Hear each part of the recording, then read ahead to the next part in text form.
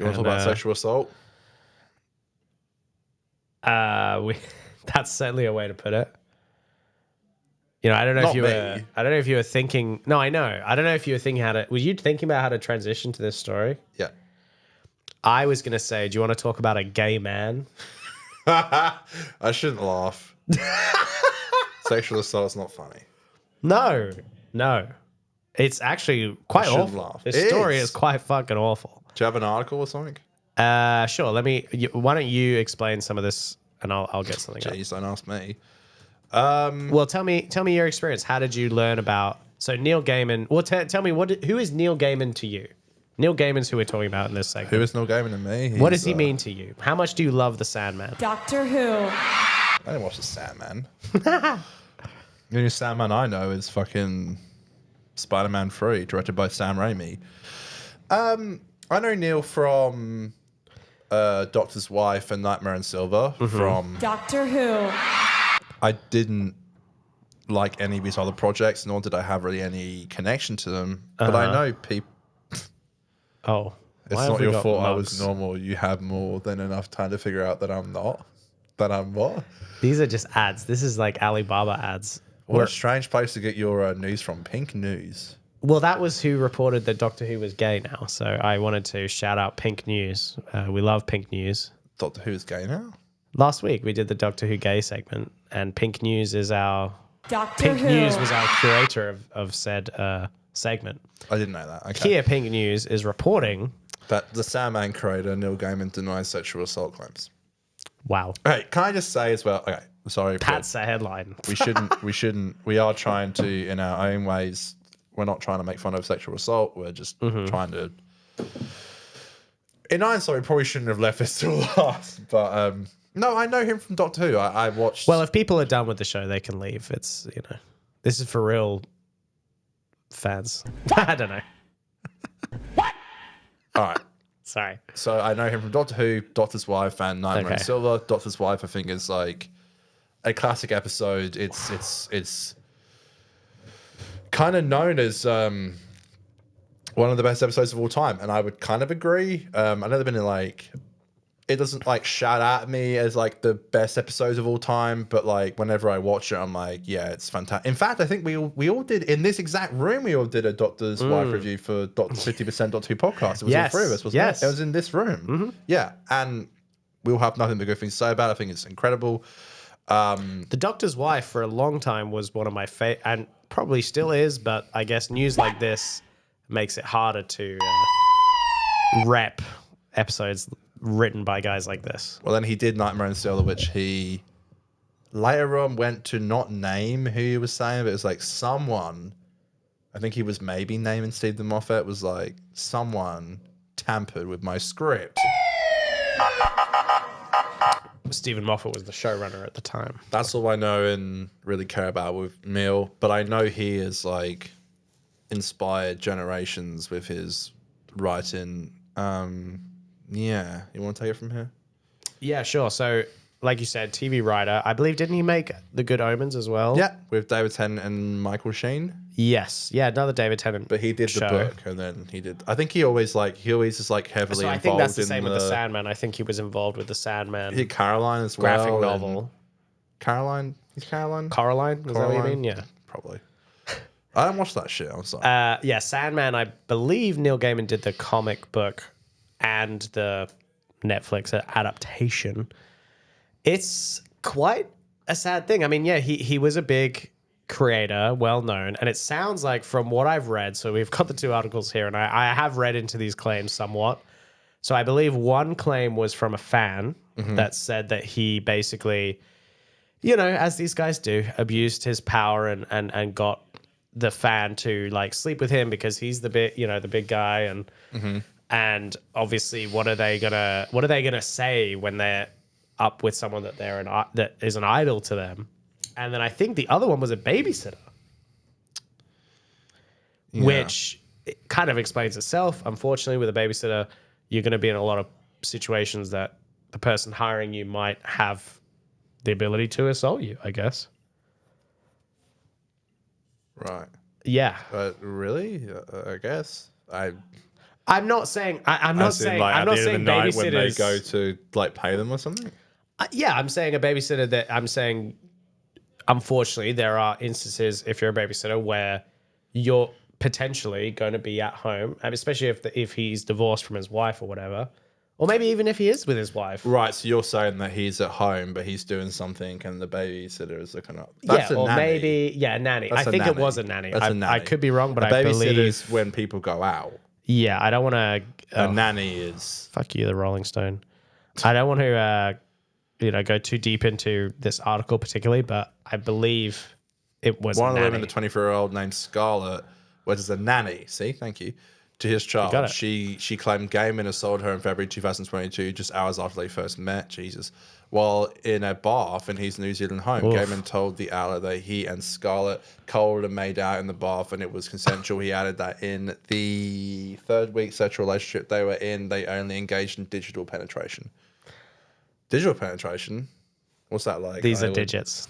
Right. So fingering. Oh, I see. Yeah. That's fucked up. I'm sorry. Even that paragraph is fucked up. A 23-year-old that you've hired as a nanny for your child, and hours after they met, you're admitting that you're cuddling and making out with her in the bath. I'm sorry, but that's inappropriate either way you slice it. You've paid this person already, presumably, or you've offered them payment. So, what's this? Scarlett claims that while they were in a consensual relationship, Gaiman also. It's hard for me to read it down. So, can you bring it up, please? Oh, I can't really read it. Can you please just on the thing? What am I doing? Make it bigger? No, bring it up. Is that what you mean? No, scroll up, you fucking dickhead. Oh, my apologies. Jesus wept. Sorry. Scarlett claims that while in a consensual relationship, Gaiman also sexually assaulted her in a non-consensual, rough and degrading penetration sexual acts per the outlet's description in its investigation. In one incident, the pain was so painful and so violent that she lost consciousness. The pain was Oh my God. Trigger warning, folks. Celestial? And she said when she asked him to stop, he laughed and said, I need to be punished and used his belt on me. He said on the podcast via the Telegraph. Gaiman denied the allegations. Wow. So yeah, it sounds like, and I'm sorry, but so it sounds like they had what, a 3-week relationship? It said that somewhere up here. Mm-hmm. And 3-week sexual relationship. First of all, it sounds like false, bad premise to begin with. Yeah. If she's his nanny, like that's that's not a good recipe for a healthy relationship dynamic. And then during that 3-week relationship, which, he laughed and said, I need to be punished and use his belt on me. Yeah, you can consent to being in a relationship with someone, but not consent to making yourself open to sex like 24/7. And if he decided at points where she wasn't consenting to have sex with her, that's rape, folks. Sorry to say that, but this fella, I'm sorry to agree with the Gen Z, but he does need to be cancelled. Gen Z's trying to what? No. No. Do we I mean, what do we... No. What? I decided not to play sound bites Okay. for a serious topic. Okay, I mean, it is But serious. maybe it broke the thickness a little bit. But, Sometimes you got to break the tension a bit, yeah. maybe a little That's all too I was far. trying to do. No disrespect. Oh, that's me saying that. Anything else in this article? Yeah, let's have a look. Ads. The second woman who went by Kay was 18 when she first met him in 2003 at a book signing event in Florida, which is insane, by the way, 18. She claimed they began a romantic relationship when she was 20 and he was in his mid-40s. Insane. While in a relationship, she alleges she was subjected to rough and painful sex she neither wanted or enjoyed. At one point, she alleged that he penetrated her despite her objection because she was in the midst of a urine tract infection. A UTI. Yeah, the UTI. The incident left her screaming in pain. Gaiman denied Kay's allegation and told the podcast he was disturbed by the accusations. Threats for Gaiman did not immediately return Rolling Stone request for comment. It's funny because Interesting. this poor victim isn't even fucking saying their name. because they're so scared at the well, absolutely. outlash that they might get. Yeah, who went by K. Yeah, you're right. Well, and okay, again, I'm noticing a pattern here. 18 when they met. What a fucking freak. Here's the thing that people have to remember too. This is two people that were willing to speak to Rolling Stone. There is almost certainly like a high chance that there's more than two people that this kind of thing has happened with. These two people show a proven, or, you know, I mean, Rolling Stone has high editorial standards. They're not going to run a story where they haven't spoken to these people and verified their claims. That's the thing as well. It's like, and like, you know, so many twats out there, like I've heard it all the time. It's like, well, people lie. It's like, of course, like people do lie, sure, whatever. But also it's like, this person isn't even using her fucking name. Yes. What is she trying to get out of it? If she is trying to get something out of it, then I'm not saying the person before by using their name is trying to get something out of it, but you know my point. It's like, this person just goes by K. Well, the person before, he admitted to, you know, cuddling and kissing her in the fucking bathtub. It was consensualized. Yeah, so he's admitted to one in terms of knowing them, and this one, I guess, he seems to have a fetish for conflicting pain and unwanted penetration.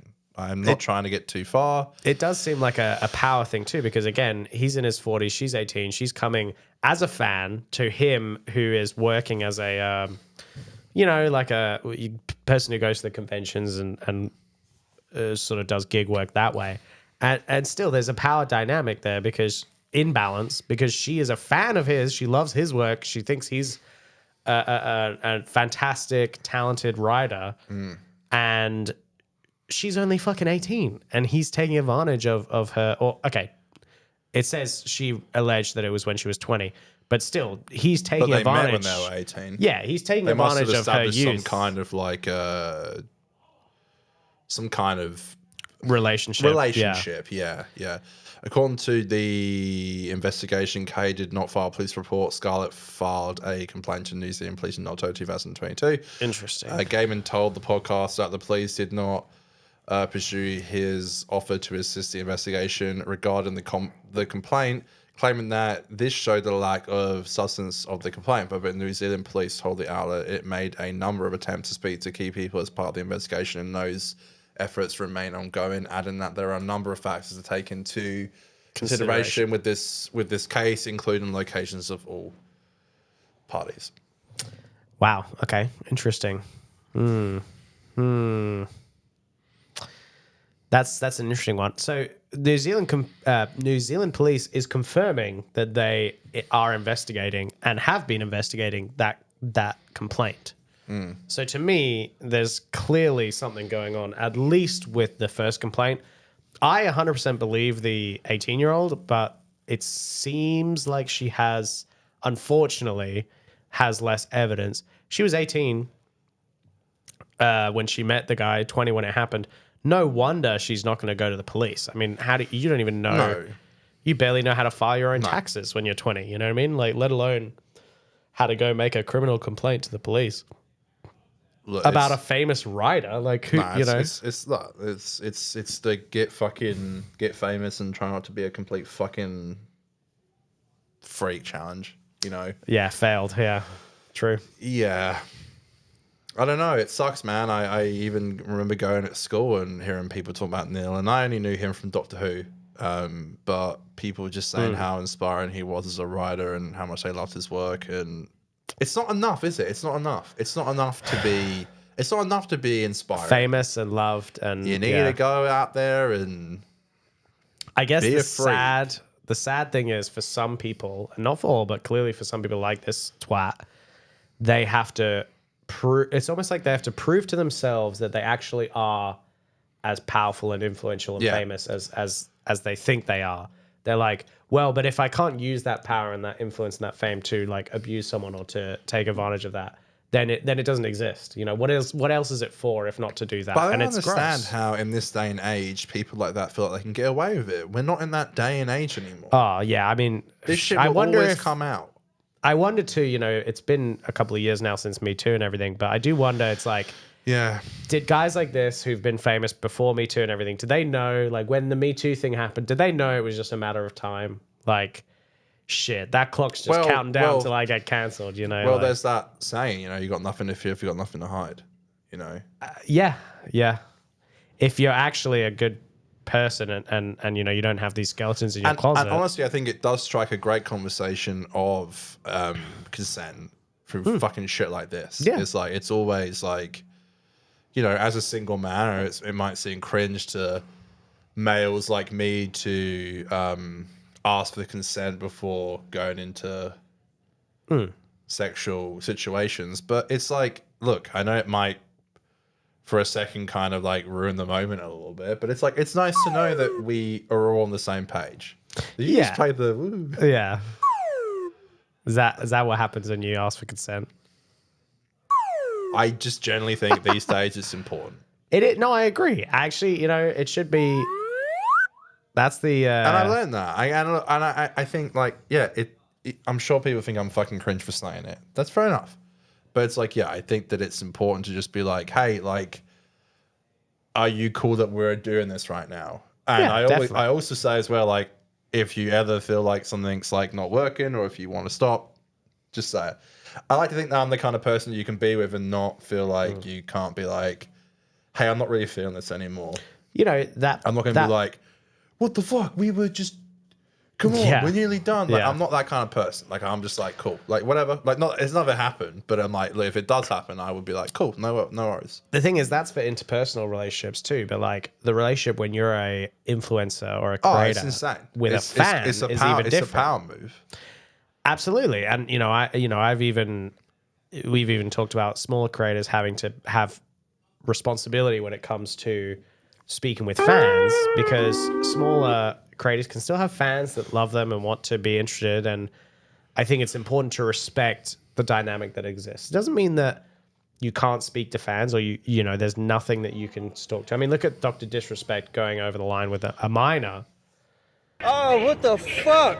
I think you've just got to really respect the dynamic that exists when you're a creator. But I don't even a understand. traditional one like Neil Gaiman to a fan, someone who's a fan of your work. How can someone like Dr. Disrespect do that and not expect to be caught? We are not in that day and age anymore. Like, it's almost like, to me, it's almost like they want to get caught. How can you do it? You want to know my best guess? And I really... Wait, hold on. Dr. Disrespect? Doctor Damn. Who. All right, ready? Doctor Who got done for If being I a go pedophile. down there, that doesn't play, does it? Doctor Who. There we go. Wow, look at that. Wow. Yeah, you know what? I hate to like theorize in this way, but I really think people like Dr. Disrespect, people like Neil Gaiman, I think that the thrill comes from knowing that if they did get caught, they would face consequences. What is good about that? It's the thrill because you know that you're doing something that should be punished and could be punished, but you're doing it anyway. And you're getting to do it and to like live that life even though you're not supposed to or it's not legal or whatever. Yeah, I think that's it. I think that they are tempted. It's the thrill, right? When you get so famous, what else are you supposed to do for a thrill? I mean, obviously not assault people. Have a fulfilling relationship, have children. I agree. I totally agree. Continuing to enhance your career. These guys, they're empty. They have a void. Go on a tour. Dr. Disrespect had a wife and a kid. He clearly had an empty something that needed to be filled. Obviously, when you get big and you hear it all the time that like it doesn't hit as much as it used to, and that's why these freaks do this kind of thing. But if you're seriously going through that kind of conversation in your head, go to fucking therapy and go on medication and maybe take a little bit of a break and then remember why you went back to do it in the first place as in creating. Or like, maybe you know, looking go to inward. couples therapy, do something that isn't just fucking vile and and it's going to ruin your career. Is not 100% only that, going to end your these career. poor women. Do you not care that these women's lives are fucked now because of you? It They're going to permanently be changes. That's a for forever. life. That's a forever thing. Yeah. They're going to be like. I don't have to say it because I really hope they get back to a sense of like normality. But it's like, yeah, you know, they're gonna have to go through fucking therapy, man. They're gonna have to go through all this shit because of you, and that's just so fucked up. And I will not watch The Doctor's Wife the same again. It's hard, yeah. Doctor Who. It's hard, but ultimately we need to say fuck these guys when they do this shit. Yeah, screw you, twat, dickhead, Doctor Who. dick. Bruh. Anytime we see something Neil Gaiman, The fuck is this shit? yeah, you just gotta swear it off.